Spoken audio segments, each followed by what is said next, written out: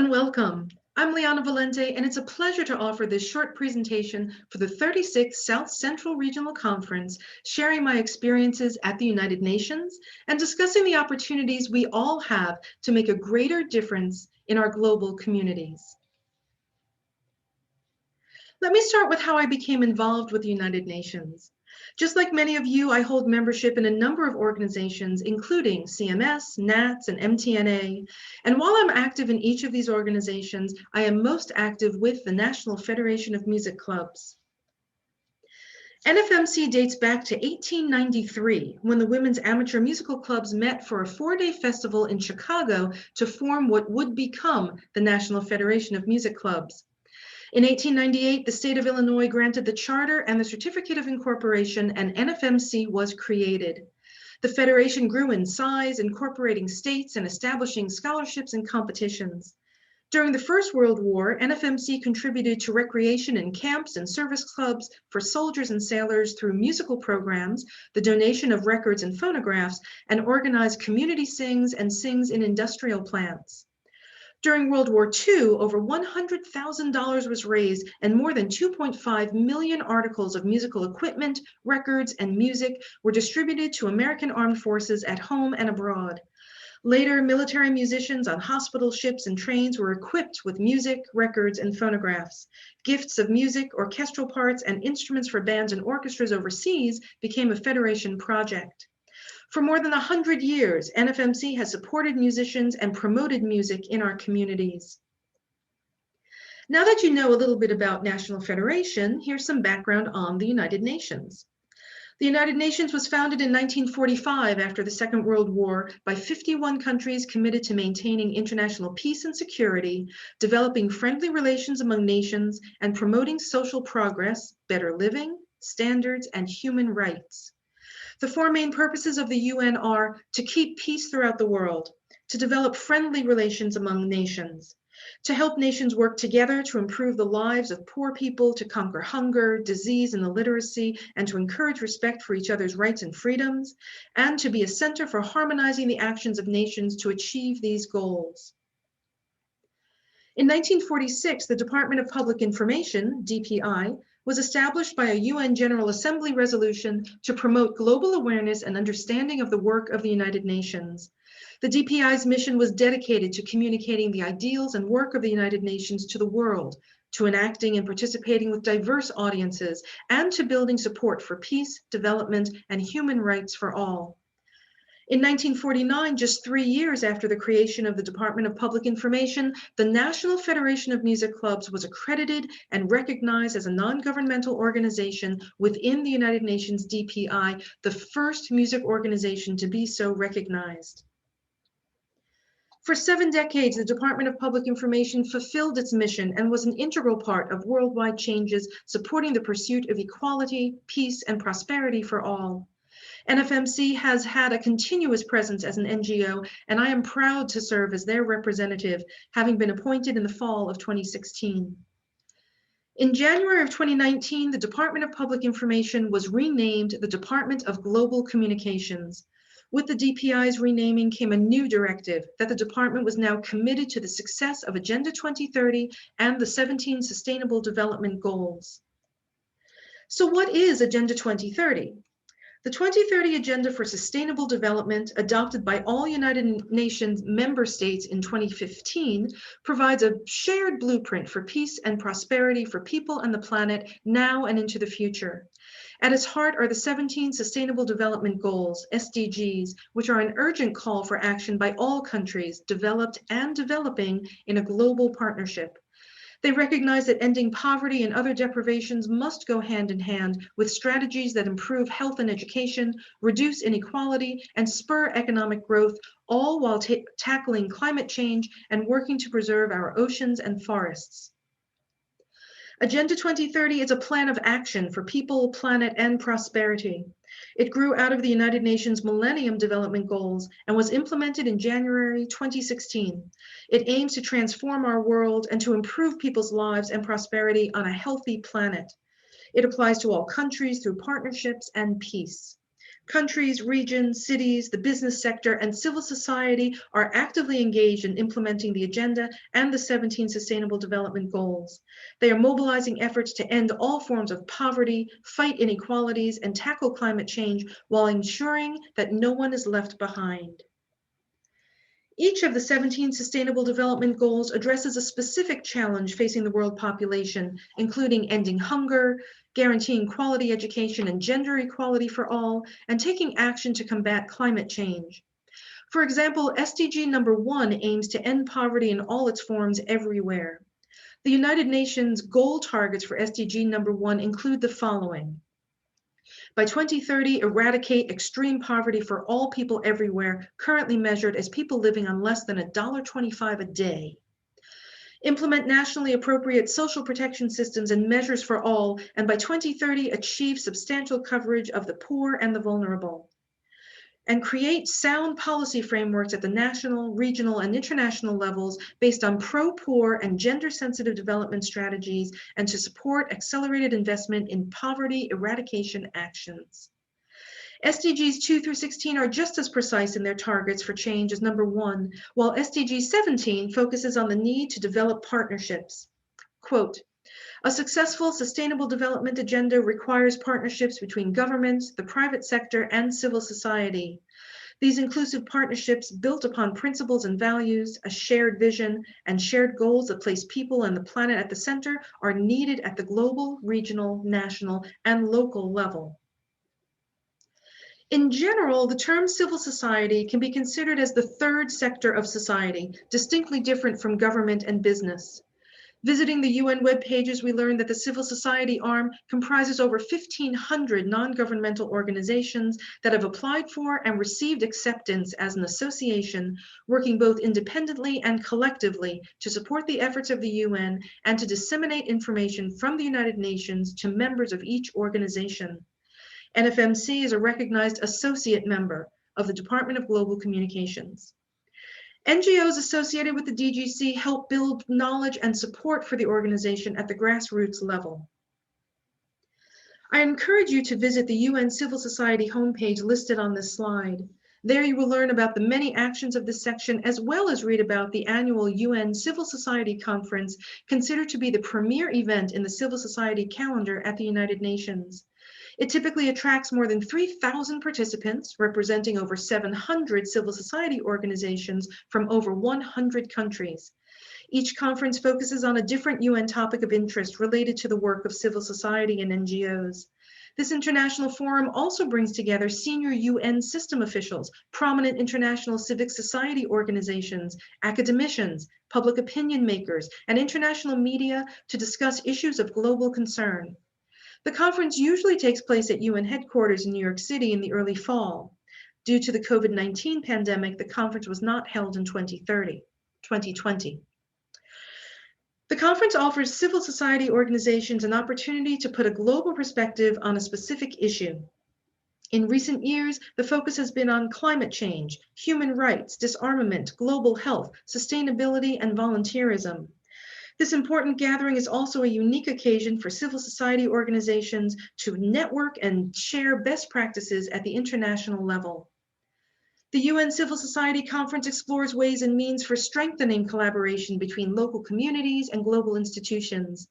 The three-day gathering of civil society organizations is organized by the Department of Global Communications in cooperation with its executive committee and the participation of its associated civil society organizations and NGOs that have consultative status with the United Nations Economic and Social Council.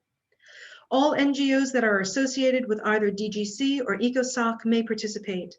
Civil society organizations not included in these groups are welcome to register for the conference as well. However, they require an endorsement from a United Nations entity that is familiar with their work and can provide feedback on their eligibility.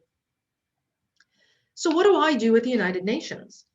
Before the global pandemic, I frequently traveled to UN headquarters in New York City to attend briefings, meetings, and conferences. Before the pandemic, the UN sponsored weekly briefings presented by the Department of Global Communications Thursday mornings from October through June. Representatives register for these briefings and attend either in person or by logging onto the live stream of the briefings. Due to COVID-19, many of these briefings have been canceled, but some are still taking place online due to the closure of the UN headquarters last year. It should be noted that the UN made use of briefings available online long before the pandemic. Even during the pandemic, the work of the United Nations continues. Any member of society can access UN Web TV and watch proceedings for selected meetings and events from around the world. You can also watch selected events on UN Web TV Facebook page. The first briefing I attended was in 2017 and was entitled The Global Aging Population, Impact and Implementation of Agenda 2030. It was this briefing that inspired me to become more active and commit to combining my musical and philanthropic skills, culminating in the work I now do, speaking out for improving the quality of life for older persons through participation in music and other fine arts. I attended my first civil society conference in August of 2018.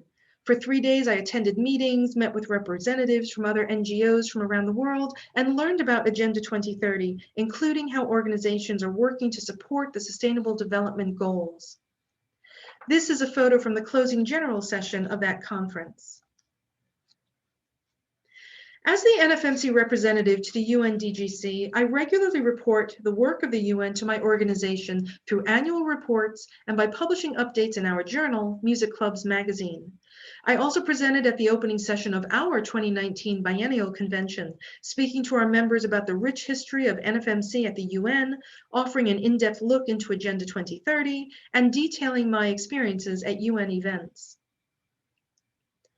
After my first civil society conference, I knew I wanted to be more involved and applied to serve on the program subcommittee for the 68th Civil Society Conference, which was held in Salt Lake City, Utah.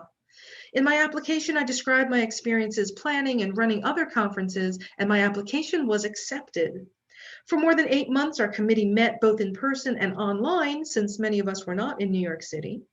We first wrote the call for participation and created the application, and then met weekly from March through July to evaluate all of the applications as they were submitted. Of the 450 workshop proposals submitted from organizations across the globe, we finalized the schedule of more than 240 workshops. Here's a photo of most of the members of the workshop subcommittee at the end of the conference in Salt Lake City.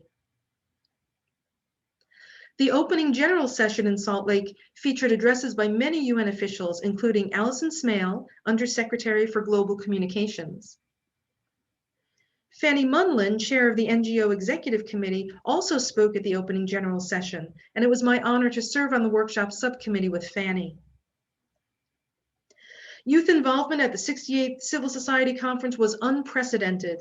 In addition to creating a youth hub area that hosted workshops and guest speakers, for the first time there were youth co-chairs for this conference, ensuring that young people had a seat at the table. Pictured here are the youth co-chairs, Rebecca Hardenbork and Ali Mustafa, addressing the first general session. The outcome statement from this conference is available on the UN website. You can also review the Youth Climate Compact from the same page. During the past 5 years, I focused my energies on SDG number 3 to ensure healthy lives and promote well-being for all at all ages. I mentioned this earlier, but my work on quality of life issues for older persons began with that first UN briefing I attended in 2017. I was inspired by the speakers at that briefing, but I was also concerned because not one of the panel members spoke about the important roles the fine arts play in improving the quality of life for all people, but especially older persons. I realized that much of the literature on health and well-being for older persons completely omits fine arts participation, so I decided to focus my work there. I presented a paper on this very topic at the Aging in Society conference held in Berkeley, California during the fall of 2017. I was one of only 4 presenters who discussed the many benefits of fine arts participation for older persons. My presentation focused on the physical, emotional, and social benefits of group singing. The paper was enthusiastically received, and I've continued to speak about this issue at other events, including at the Music Cities Conference sponsored by Sound Diplomacy in October 2018. I was introduced to the work of sound diplomacy by a colleague I met at that same UN briefing in 2017. After speaking with the founder, Shane Shapiro, I was invited to participate on the first panel session of the Lafayette Convention. The topic was Diverse Communities, Music, Diversity, City Development. And we discussed many topics, including the need for music in K-12 education and continuing the call for fully accessible buildings so that all creative artists and audience members have access to art spaces. We discussed gender and race inequalities with regard to housing and employment and took many questions from the audience. I met leaders from across the country, all trying to better the quality of life for their citizens through economic revitalization and community development. I hope by now you're asking yourself, what can I do?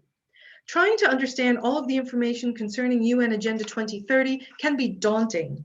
The UN understands this and has created tools to help individuals get started. This is one of my favorites, The Lazy Person's Guide to Saving the World. Of course, this is meant to be a humorous way to engage people to become more aware and to show them that even small changes can have a profound and positive impact on the world. When you visit the Take Action page, you can view strategies at 4 different levels of action. Level 1, things you can do from your couch, offers these suggestions. 1.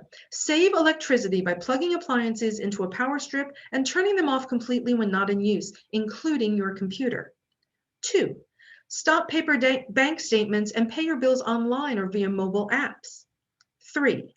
For those of you who use social media, share, don't just like. If you see an interesting post about women's rights or climate change, share it so folks in your network see it too. Level 2 actions, things you can do at home, can be just as easy.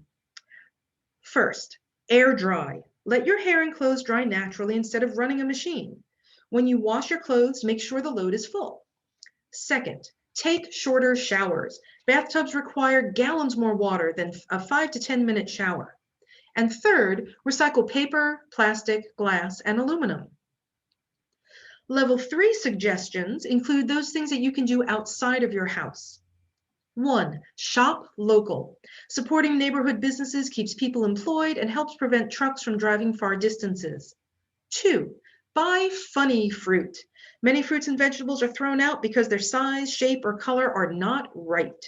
Buying these perfectly good funny fruits at the farmer's market or elsewhere utilizes food that might otherwise go to waste.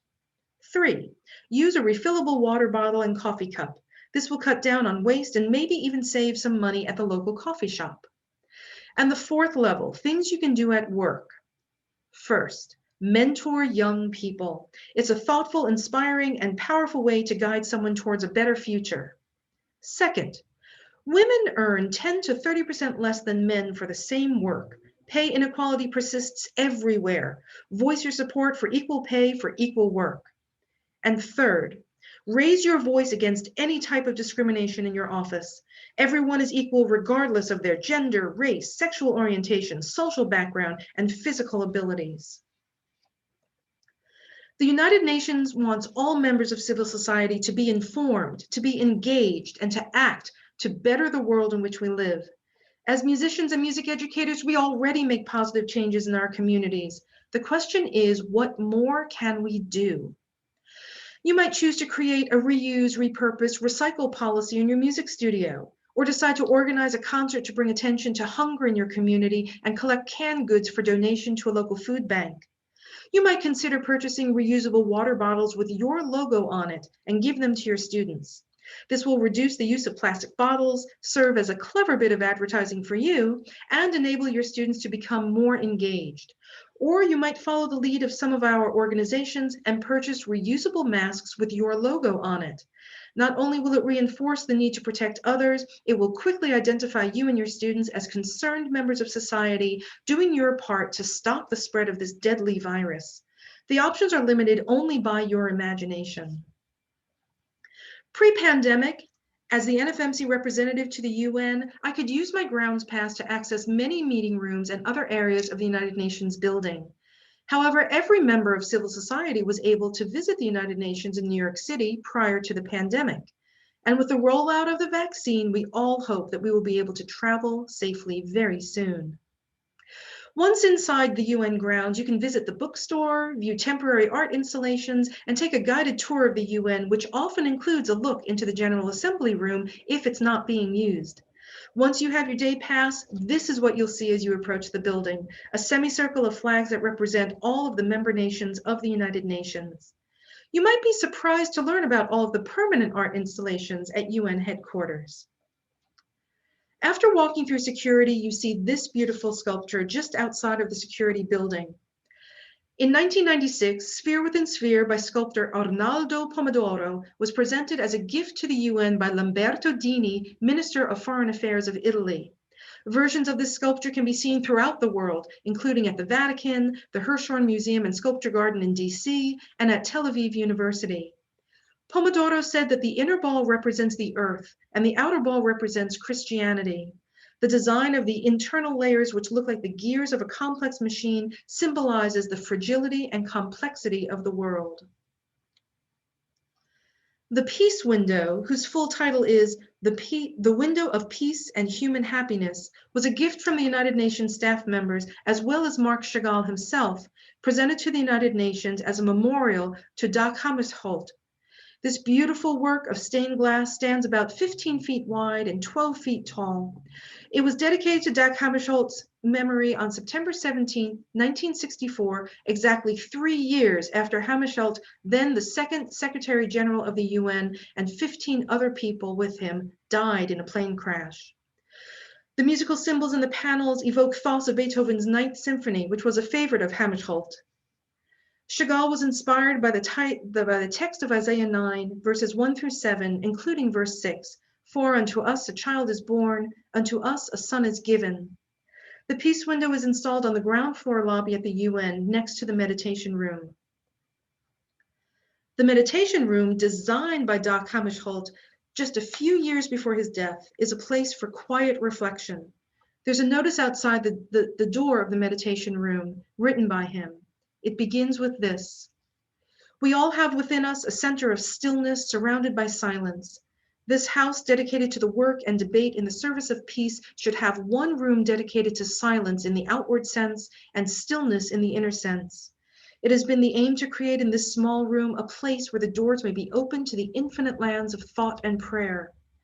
People of many faiths will meet here, and for that reason none of the symbols to which we are accustomed in our meditation could be used. However, there are simple things which speak to us all in the same language. We have sought for such things and believe that we have found them in the shaft of light striking the shimmering surface of solid rock." Before COVID, on most days, visitors, dignitaries, and staff members at UN headquarters are treated to presentations, performances, displays, and interactive encounters in the lobby. In May 2019, I attended one of the final briefings of the year entitled "Families and Climate Actions Focus on SDG 13. As I was leaving the building, I was invited to return to the lobby for a performance by these young dancers, all students at the Romanian National Opera Ballet School in Bucharest. The performance was introduced by one of the directors of the ballet school, and he spoke eloquently about the power of the arts to bring people together. From the beginning of the pandemic, the United Nations has been publishing timely global updates on COVID-19. You can access these reports anytime on the UN website. I hope this brief presentation has inspired you to learn more about UN Agenda 2030 and the 17 Sustainable Development Goals, and that you will find even more ways to combine your expertise as musicians with your desire to continue to better the world around you. I know that my affiliation with the UN has profoundly changed my life, and I am the better for it. Thank you.